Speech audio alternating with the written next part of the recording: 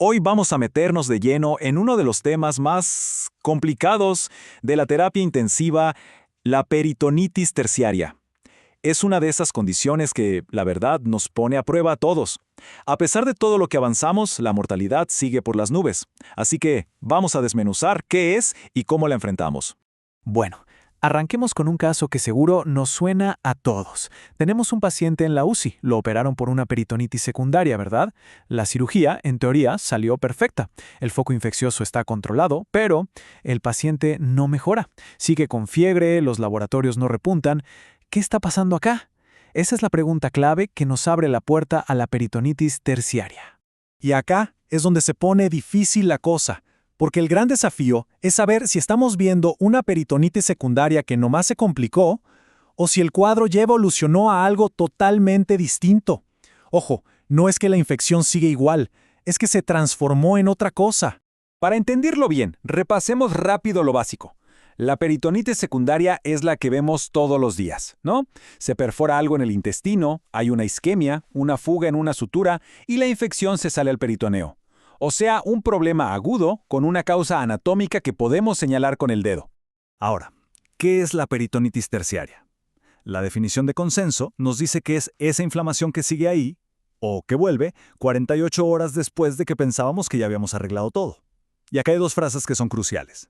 Persiste o recurre y, la más importante, tratamiento aparentemente adecuado. Y justo ahí, en esa palabrita aparentemente, está todo el problema, ¿no? ¿Qué quiere decir adecuado? ¿De verdad se limpió toda en la cirugía? ¿O quedó por ahí un foco escondido que sigue alimentando la infección secundaria?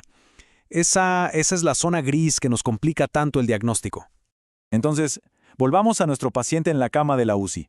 Lleva 2 días de postoperatorio, sigue con fiebre, con leucocitosis. ¿Qué pensamos? ¿Se abrió la sutura y es una fuga? O sea, ¿sigue siendo una secundaria complicada? ¿O ya es otra cosa? ¿Será que el sistema inmune del paciente tiró la toalla y esto ya es una peritonitis terciaria? Este es el pan de cada día, el gran dilema. Ok, si diagnosticarla es tan complicado, ¿habrá alguna forma de adelantarnos a los hechos? Veamos si podemos predecir qué pacientes tienen más chances de caer en esta tormenta. Miren, una herramienta que usamos es el índice de Mannheim. Un paciente, digamos, promedio con peritonitis secundaria arranca con un puntaje de más o menos 25.2. Ese es nuestro punto de partida. Pero ojo, en los pacientes que terminan desarrollando peritonitis terciaria, el puntaje promedio sube a 28.7. Y lo más importante acá no es el número en sí, sino la tendencia. Si vemos que el Mannheim, el Apache 2, el que sea que usemos, no baja o peor, sube después de la cirugía, eso es una alerta máxima. Es una bandera roja enorme que nos dice, cuidado, este paciente no va bien.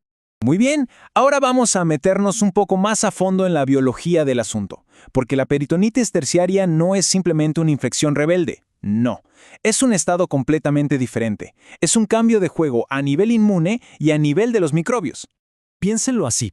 Con la peritonitis secundaria, el cuerpo lanza una ofensiva total, una inflamación tremenda para combatir la infección. Pero para que eso no se salga de control, también activa los frenos, una respuesta antiinflamatoria. El problema es que en algunos pacientes ese freno se queda pegado. El cuerpo se pasa de frenada y cae en lo que llamamos inmunoparálisis. Clínicamente, lo vemos como una caída drástica en la expresión de HLA-DR en los monocitos. Es como si el sistema de defensa de repente se apagara. ¿Y a quiénes les pasa esto? Bueno, hay factores de riesgo que son clarísimos. La desnutrición, por ejemplo, es un factor clave. ¿Por qué? Porque afecta directamente la habilidad de las células de defensa para presentar al enemigo. O sea, para expresar ese HLDR. Si a eso le sumamos comorbilidades como problemas de hígado, cáncer, edad avanzada, estamos hablando de pacientes que ya empezaron la pelea con el sistema inmune debilitado. Y claro, con un sistema inmune que está en la lona, los bichos que toman el control son otros. Los sospechosos habituales como la E. coli, que bajan un montón, son reemplazados por los pesos pesados del hospital, gérmenes oportunistas y súper resistentes. Miren cómo suben los enterococos y sobre todo la cándida. Esto ya no es una infección comunitaria, esto es una infección nosocomial en toda regla. Frente a este escenario tan complejo, no podemos andarnos con rodeos. El manejo tiene que ser súper agresivo y atacar por todos lados. Acá es donde la terapia intensiva se pone seria. La estrategia se apoya en 3 grandes pilares. Número 1, control del foco infeccioso, y tiene que ser agresivo. Número 2, antibióticos de amplio espectro, pensando ya en esos bichos resistentes que vimos. Y número 3, soporte intensivo para todo el sistema, porque el cuerpo entero está fallando. Ok, hablemos de antibióticos. Cuando iniciamos el tratamiento empírico, tenemos que tener en mente a esos patógenos nosocomiales. Esto significa que necesitamos artillería pesada. Vamos a usar carbapenémicos como meropenem o imipenem para cubrir esas enterobacterias resistentes. Necesitamos algo contra el estafilococo aureus meticileno resistente, así que entra la vancomicina o linezolid.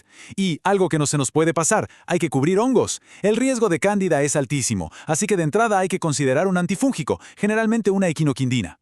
Pero seamos sinceros. Con todo este arsenal, el mejor tratamiento es, por lejos, la prevención. La clave es que el paciente ni siquiera llegue a desarrollar la peritonitis terciaria. ¿Y cómo logramos eso? Optimizando el manejo de la secundaria desde el minuto cero. Esto es, soporte hemodinámico temprano y agresivo, una nutrición adecuada para que el sistema inmune no se caiga y, por supuesto, un control quirúrgico radical y definitivo de la fuente de infección la primera vez que entramos a operar. Y bueno, para terminar, tenemos que hablar de lo más duro. El pronóstico. La verdad es que sigue siendo muy malo y es importante entender qué significa este diagnóstico en realidad. Los números hablan por sí solos y son brutales. La mortalidad de la peritonitis terciaria se clava entre un 30 y un 60%, y lo peor es que esa cifra no ha cambiado mucho en años. Estamos hablando sin duda de una de las patologías más letales de la terapia intensiva. Y esta frase que ven en pantalla lo resume todo de una forma increíble.